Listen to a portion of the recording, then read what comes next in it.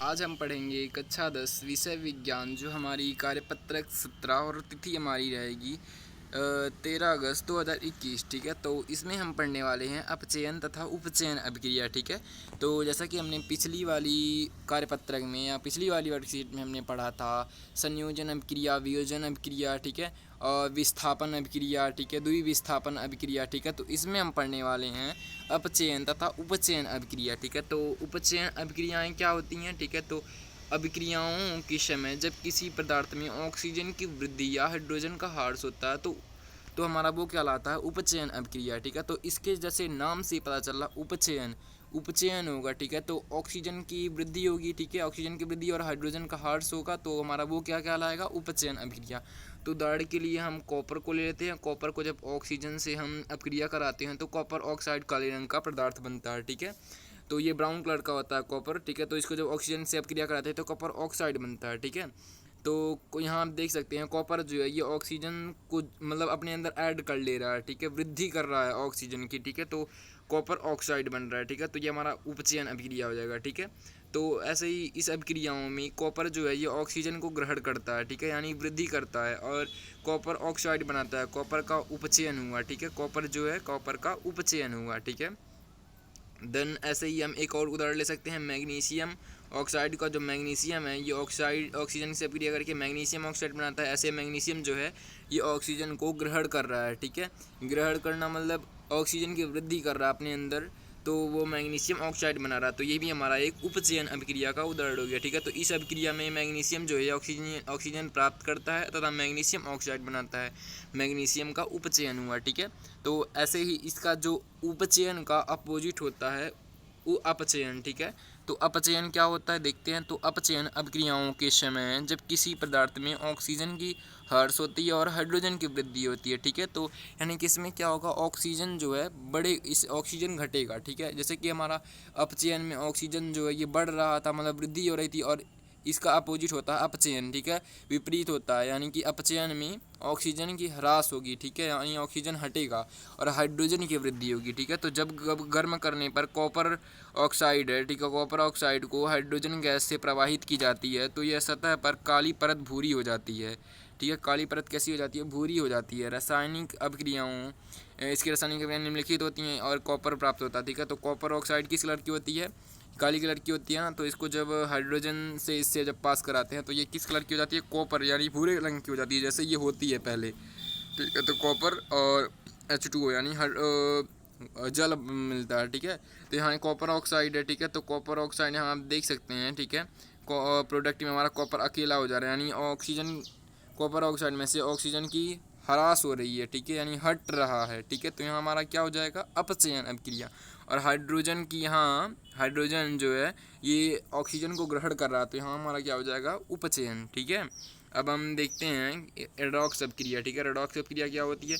तो आइए ऊपर लिखे समीकरण को ले। तो ये हमारा जो हमने देखा क्या हुआ था, उसमें दो अभिक्रियाएँ होती, मतलब इसमें क्या हुआ था? उपचयन और अपचयन दोनों हुआ था। तो ऐसी अभिक्रियाएँ जिसमें उपचयन और अपचयन दोनों हो तो उसे रेडॉक्स अभिक्रिया कहते हैं।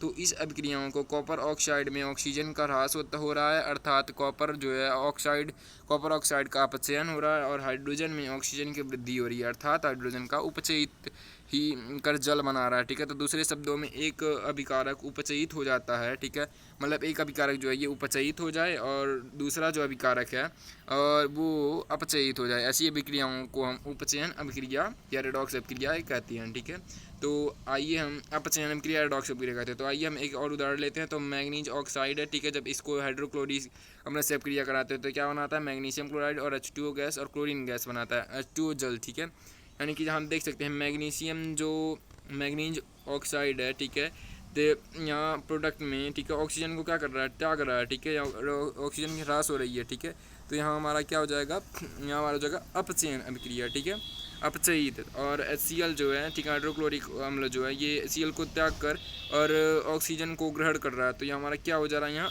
अपचयन। ठीक है, उपचयन अपचयन। तो यहाँ उपचयन, ये हमारा अपचयन। ठीक है, ये हमारा अपचयन और ये हमारा उपचयन। ठीक है, देन यहाँ आप देख सकते हैं क्या लिखा। तो यहाँ HCl और Cl2 में उपचयित हो गया तथा MnO2 MnCl में अपचयित हो गया। ठीक है, तो अब हम देखते हैं इसके, अब में कुछ आसान से प्रश्न दिए गए हैं तो उन प्रश्नों को हम कर लेते हैं। ठीक है, इसमें बोला गया है कि रेडॉक्स अपक्रियाओं की उदाहरण सहित परिभाषा दीजिए। ठीक है, तो रेडॉक्स अपक्रियाओं के में परिभाषा और उसको उदाहरण सहित देना। ठीक है, तो आप लिखेंगे, देखिए यार स्टूडेंट, तो इसमें हम क्या लिखेंगे, ठीक है, रेडॉक्स अपक्रिया यानी किसे कहते हैं, तो आप यहाँ से लिख लेंगे एक से। ठीक है, यहाँ एक है तो एक से यहाँ से लेके, ठीक है, और आप एक अभिकारक उपचयित हो जाता है जबकि दूसरा अभिकारक के दौरान अपचयित हो जाता है, ऐसी अपक्रियाओं का उपचयन अपक्रिया रेडॉक्स अपक्रिया कहते हैं, यहाँ तक। ठीक है, तो यहाँ से लेके यहाँ तक हमारा फर्स्ट का आंसर हो जाएगा। अभी एक मिनट, आप इसका एग्जाम्पल भी देंगे, और एग्जाम्पल के लिए ठीक है उदाहरण लेते हैं, तो आप इस एग्जाम्पल को यहाँ से इतना लिख लीजिएगा। ठीक है, ये लिख लीजिएगा। ठीक है, ये हमारा फर्स्ट का आंसर हो जाएगा। ठीक है, देन अब हम सेकंड का देखते हैं। सेकंड में बोला गया है कि निम्नलिखित अभिक्रियाओं में उपचयित तथा अपचयित अभिकारक की पहचान कीजिए। ठीक है, यानी मैग्नीज ऑक्साइड प्लस में HCl यानी हाइड्रोक्लोरिक अम्ल से कराते हैं तो मैग्नीशियम क्लोराइड H2O और Cl2 बनता है क्लोरीन गैस। यहाँ से भी लिख सकते हैं। ठीक है, इसको भी नोट डाउन कर ले सकते हैं। ठीक है, तो यहाँ देखिए एक है क्वेश्चन, ठीक है, दूसरे का ये वाला जो क्वेश्चन यहाँ है MnO2HCl। ठीक है, ये हमारा ए वाला पार्ट, दूसरे का ए वाला पार्ट हो जाएगा। ठीक है, ये ए वाला पार्ट हो जाएगा, यानी कि HCl जो है ये Cl2 में उपचयित हो गया तथा मैग्नीज ऑक्साइड MnCl2 में उपचयित हो गया है। ठीक है, तो आप इसको नोट डाउन कर लीजिएगा। फिर दूसरा हमारा है इसकी खाद कॉपर ऑक्साइड प्लस में H2, तो कॉपर प्लस में H2O बनाता है, तो इसको हम देख लेते हैं, दोनों के एक बार हम देख लेते हैं। ठीक है, तो आप इसको भी लिख सकते हैं और वो भी लिख सकते हैं, तो आप लिख लीजिएगा ऐसे। ठीक है, इसको लिख लीजिएगा HCl जो है ये Cl2 में और द्वारा उपचयित हो जा रहा है, H2O में हो जा रहा है उपचयित, और Mn2 यानी मैग्नीज ऑक्साइड MnCl2 में अपचयित हो जा रहा है, और कॉपर ऑक्साइड कॉपर में अपचयित हो जा रहा है। ठीक है, तो अब हम नेक्स्ट क्वेश्चन देखते हैं। तो इसमें हमारा नेक्स्ट क्वेश्चन है कि सही विकल्प सही विकल्प चुने। तो समीकरण में Mg प्लस में O2 MgO, ठीक है, मैग्नीशियम प्लस में ऑक्सीजन मैग्नीशियम ऑक्साइड बनाता है, तो इसमें हमें चूज करना है कि कौन सा ऑप्शन सही है। तो यानी मैग्नीशियम का अपचयन हो रहा है, नहीं अपचयन हो रहा है मैग्नीशियम का, मैग्नीशियम क्या कर रहा है, उपचयन कर रहा है, ऑक्सीजन को ले रहा है ना, ऑक्सीजन की वृद्धि कर रहा है, तो मैग्नीशियम का अपचयन हो रहा है, उपचयन। ठीक है, अपचयन होगा तब जब ऑक्सीजन, ठीक है, ऑक्सीजन जो है ये हटेगा। ठीक है, यहाँ जब जुड़ेगा तो उपचयन होगा। ठीक है, तो ऑक्सीजन का उपचयन, ऑक्सीजन गैस का उपचयन, तो यहाँ हमारा क्या हो जाएगा, मैग्नीशियम का उपचयन हो रहा है, तो ये हमारा सेकंड ऑप्शन यहाँ सही हो जाएगा। ठीक है, उसके बाद हमारा कॉपर के उपचयन से निम्न बनता है, तो कॉपर जो है ये कॉपर पता है ना, कॉपर के उपचयन, ठीक है, ऑक्सीजन की वृद्धि करता है, तो क्या बनता है, कॉपर ऑक्साइड काले रंग का पदार्थ बनता है। ठीक है, तो ये हमारा ऑप्शन इसका पहला हो जाएगा सही। ठीक है, देन उसके बाद हमारा फोर्थ क्वेश्चन है कि ऑक्सीजन की वृद्धि या हार्स के संदर्भ में निम्नलिखित के उदाहरण सहित लिखिए तथा उपचयन एवं अपचयन अपक्रियाओं के उदाहरण। ठीक है, तो ये हमारा फोर्थ क्वेश्चन है। फोर्थ क्वेश्चन को हम कर लेते हैं। ठीक है, ये फोर्थ क्वेश्चन, तो चलिए हम देखते हैं हमारे इसी में आंसर है इसका। तो उपचयन और अपचयन अपक्रियाओं के बारे में लिखना, तो आप ये टाइटल आप ये डालेंगे उपचयन अपक्रिया।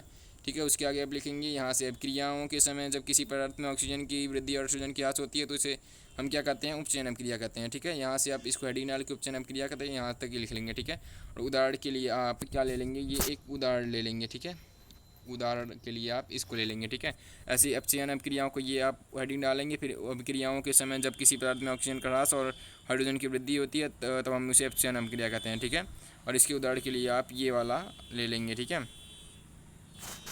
ठीक है, आप ये टाइटल डालेंगे, उसके बाद यहाँ से लेके यहाँ तक, और ये उदाहरण में आप ये लिख लेंगे उदाहरण में, और ये अपचयन में, और यहाँ से लेके यहाँ तक, और ये एक उदाहरण आप ले लेंगे। ठीक है, सो आज की वीडियो हमारी यहीं समाप्त होती है। Thank you watching this.